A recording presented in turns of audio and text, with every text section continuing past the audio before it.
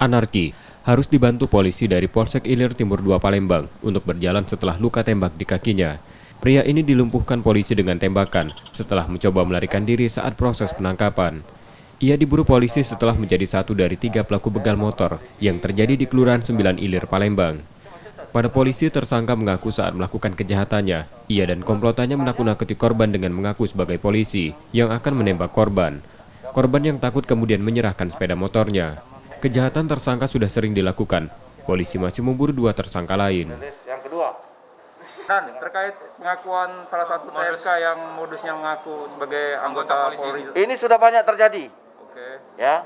Bukan di kita aja, di tempat yang lain juga begitu. Berarti beraksi Modus-modusnya, ya. bukan hanya di wilayah Itu hukum untuk kita ya? mempermudah supaya yang punya motor cepat diserahkan.